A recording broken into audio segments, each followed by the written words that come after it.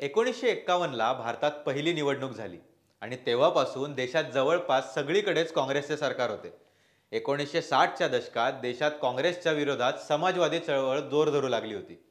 1967च्या सार्वत्रिक निवडणुकीत डॉक्टर राम मनोहर लोहिया यांच्या नेतृत्वाखाली बिगर काँग्रेसी सरकारचा नारा दिला गेला आणि त्याच्याच परिणामस्वरूप बिहारमध्ये पहिल्यांदा एक बिगर काँग्रेसी सरकार स्थापन झाले.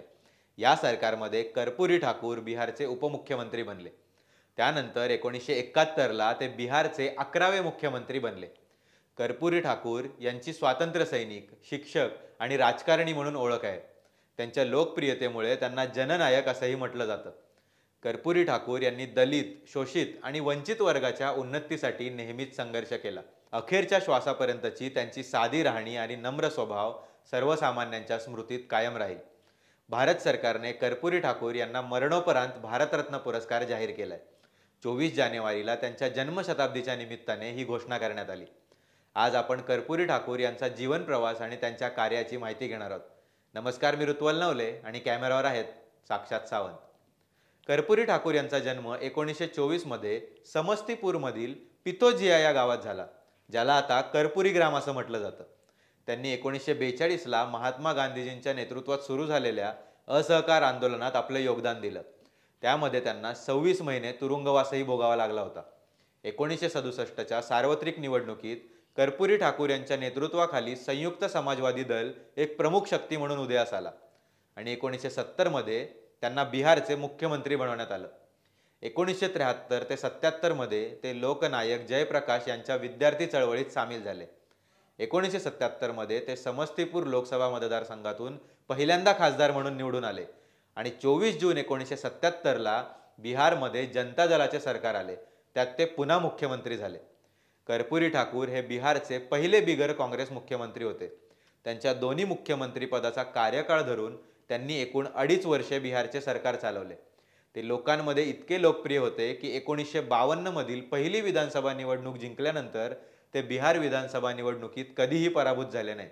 जननायक कर्पूरी ठाकूर यांचे जीवन साधेपणा आणि सामाजिक न्याय या दुहेरी स्तंभाभोवती गुंफलेले आहे.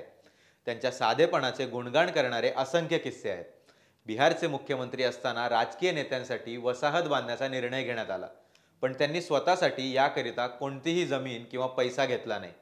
1988 मध्ये त्यांचे निधन झाले तेव्हा अनेक नेते श्रद्धांजली वाहण्यासाठी त्यांच्या गावाला गेले होते.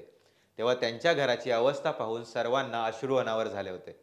त्यांच्या साधेपणाचे अजून एक उदाहरण द्यायचे झाले तर काही वर्षापूर्वी 1977 मध्ये ज्यावेळी त्यांनी बिहारचे मुख्यमंत्री म्हणून नुकताच पदभार स्वीकारला होता तेव्हाचे द्यावे लागेल. त्यावेळी दिल्ली आणि बिहारमध्येही जनता दलाचे सरकार सत्तेवर होते. जनता दलाचे नेते लोकनायक जयप्रकाश नारायण यांचा वाढदिवस साजरा करण्यासाठी बिहारमध्ये अनेक नेते जमले होते. प्रमुख नेत्यांच्या मांदियाळीत मुख्यमंत्री कर्पूरी ठाकूर फाटका सदरा घालून फिरत होते. आपल्या अनोख्या शैलीत चंद्रशेखरजी यांनी लोकांना काही पैसे दान करण्याचे आवाहन केले, ज्या निधीमधून कर्पूरीजी एक नवीन सदरा विकत घेऊ शकतील. कर्पूरीजींनी ते पैसे तर स्वीकारले, मात्र ते मुख्यमंत्री सहायता निधीला दान करून टाकले. हा किस्सा पंतप्रधान नरेंद्र मोदींनी आपल्या एका लेखात सांगितलाय. जननायक कर्पूरी ठाकूर यांना सामाजिक न्यायाप्रती विशेष आस्था होती. जिथे प्रत्येकासाठी संसाधनांचे समान वाटप केले जाईल, प्रत्येक व्यक्तीला समान संधी उपलब्ध असतील, अशा समाजाच्या निर्मितीसाठी त्यांनी काम केले. आपल्या आदर्श आणि मूल्यांप्रती त्यांची निष्ठा इतकी दृढ होती की ज्या काळात काँग्रेस पक्ष सर्वव्यापी होता, अशा युगात राहून देखील त्यांनी स्पष्टपणे काँग्रेस विरोधी भूमिका घेतली. विद्यार्थ्यांना त्यांच्या स्थानिक भाषांमध्ये शिक्षण द्यावे या विचारांचे ते पुरस्कर्ते होते, ज्यामुळे लहान शहरे आणि खेड्यातील लोक शिक्षण घेऊन जीवनात यथोशिखरावर पोहोचतील असे ते मानत. बिहारचे शिक्षण मंत्री असताना त्यांनी इंग्रजी हा अनिवार्य विषय पर्यायी विषय बनवला होता. बिहारमध्ये प्रथमच दारूबंदीचे श्रेयही कर्पूरी ठाकूर यांना जाते. 1977 मध्ये मुख्यमंत्री असताना त्यांनी बिहारमध्ये संपूर्ण दारूबंदी लागू केली होती. यावरून त्यांची सामाजिक सुधारणेची बांधिलकीही दिसून येते.